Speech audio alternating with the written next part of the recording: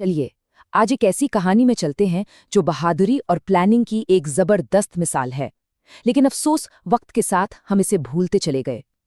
ये कहानी है ऑपरेशन अश्वमेध की। जरा सोचिए, साल है 1993, महीना अप्रैल का। एक हवाई जहाज को हाईजैक कर लिया गया है और माहौल बेहद तनाव भरा है। और बात सिर्फ इतनी नहीं है, उस हवाई जहाज के अंदर कोई और नहीं बल्कि उस वक्त के prime minister PV Narasimha Rao बैठे हैं। मतलब दांव पर सब कुछ लगा था। और तभी धड़ाम से प्लेन के दरवाजे एक साथ टूटते हैं।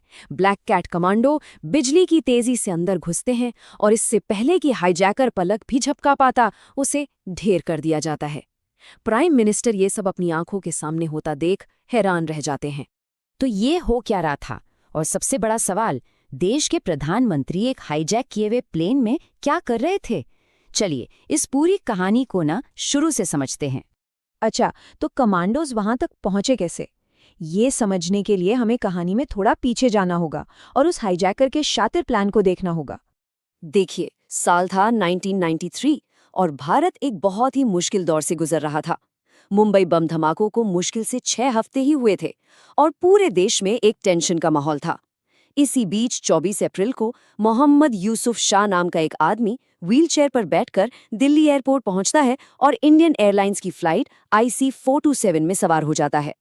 प्लेन में कुल 141 लोग थे। उसका प्लान वाकई बड़ा ही शातिर था। उसने घायल होने की एक्टिंग करने के लिए पैर पे प्लास्टर चढ़ा रखा था और उसी प्लास्टर के अंदर उसने 2 पिस्तौल और एक हैंड ग्रेनेड छिपाए थे। और तो और उसने बड़ी चालाकी से एयर होस्टेस से कॉकपिट के ठीक बगल वाली सीट मांग ली ताकि पायलट तक पहुंचना आसान हो। ये सब कुछ सिक्योरिटी को चकमा देने के लिए था।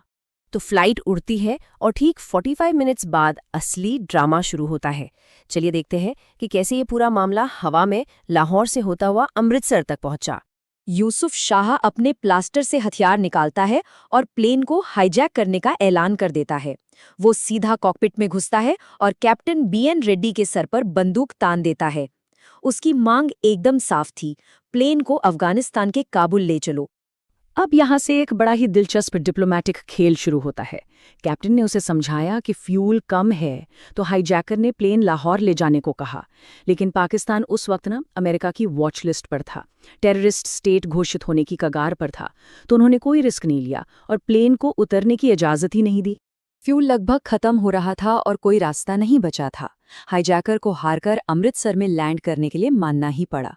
और यही उसकी जिंदगी की सबसे बड़ी गलती थी, क्योंकि अमृतसर का मतलब था पंजाब पुलिस के उस शेर का इलाका जिसे सब KPS गिल के नाम से जानते थे। तो अमृतसर में प्लेन उतरते ही लोकल एडमिनिस्ट्रेशन ने दिल्ली से मिले इंस्ट्रक्शंस पर काम करना शुरू कर दिया। स्ट्रैटेजी सिंपल थी, बस टाइम खींचो, किसी भी तरह उसे उलझाए रखो। और फिर शुरू हुए बहाने। अरे, फ्यूल टैंकर का ड्राइवर नहीं मिल रहा। थोड़ी देर बाद, ओहो, अब तो चाबियां ही खो गई हैं। और इधर ये सब चल ही रहा था कि दिल्ली से भारत का सबसे बड़ा ट्रम्प कार्ड अमृतसर के लिए निकल चुका था। अब सीन में एंट्री होती है ब्लैक कैट्स की, यानी नेशनल सिक्योरिटी गार्ड। इस ऑपरेशन के लिए NSG की सबसे एलीट यूनिट 52 SAG को भेजा गया, जो खास तौर पर हाईजैकिंग से निपटने में ही माहिर है। टीम को लीड कर रहे थे ब्रिगेडियर CB थापा। लेकिन एक बहुत बड़ी दिक्कत थी, किसी को पता ही नहीं था कि प्लेन के अंदर हाईजैकर 1 है, 2 है या उससे भी ज्यादा। रात घनी हो चुकी थी, अब इंतजार का वक्त खत्म, एक्शन का टाइम था। ब्रिगेडियर थापा और KPS गिल ने मिलकर एक फुल प्रूफ प्लान बनाया। इस ऑपरेशन को नाम दिया गया ऑपरेशन अश्वमेध। ये ऑपरेशन कितनी तेजी से हुआ, इसका अंदाजा इस एक नंबर से लगाइए, सिर्फ 3 मिनट। जी हाँ, बस 3 मिनट में पूरा ऑपरेशन खत्म। इन 3 मिनटों ने दुनिया को दिखा दिया कि भारत की स्पेशल फोर्सेस क्या चीज है। अब देखिए ये प्लान कितना जबरदस्त था।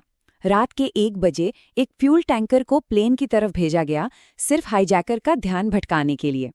जैसे ही वो खिड़की से बाहर झांका, कमांडो चुपके से प्लेन के पंखों पर चढ़ गए।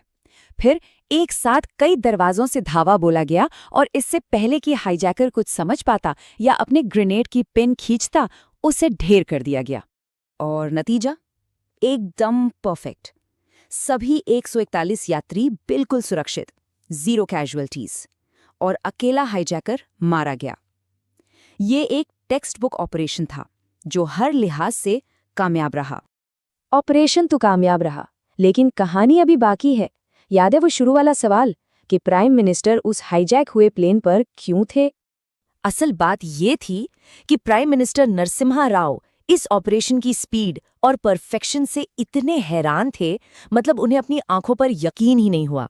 इसीलिए उन्होंने खुद इस पूरे ऑपरेशन को समझने के लिए एक मॉक ड्रिल, एक रिहर्सल करवाने के लिए कहा। जो हमने एकदम शुरुआत में देखा वो असली हाईजैक नहीं बल्कि वही मॉक ड्रिल थी। और उस मॉक ड्रिल के दौरान ब्रिगेडियर थापा ने पीएम से जो कहा वो एनएसजी के कॉन्फिडेंस को दिखाता है। उन्होंने कहा, सर आप खिड़की से बाहर देखिए, अगर आपको मेरा एक भी कमांडो अंदर आने से पहले दिख गया तो मैं हार गया।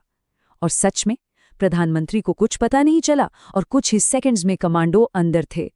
इस ऑपरेशन की कामयाबी को समझने के लिए इसे 1999 के उस बदनाम IC-814 हाईजैक के सामने रखकर देखिए। एक तरफ 1993 में सरकार ने एक्शन लिया, रिस्क उठाया, दूसरी तरफ 1999 में बातचीत और समझौते का रास्ता चुना गया, और दोनों के नतीजों में जमीन आसमान का फर्क था। ये ऑपरेशन इतना कमाल का था कि इसकी स्पीड और परफेक्शन के लिए इसका नाम लिम्का बुक ऑफ रिकॉर्ड्स में भी दर्ज हुआ। ये हमारी स्पेशल फोर्सेस के इतिहास में एक सुनहरा पन्ना था। तो आखिर में सवाल यही बचता है कि जब ये ऑपरेशन इतना कामयाब था, भारत की इतनी बड़ी जीत थी, तो आखिर ये गुमनामी के अंधेरे में क्यों खो गई? क्यों आज हम में से ज्यादातर लोगों को इसके बारे में पता ही नहीं? ये एक ऐसा सवाल है जो वाकई सोच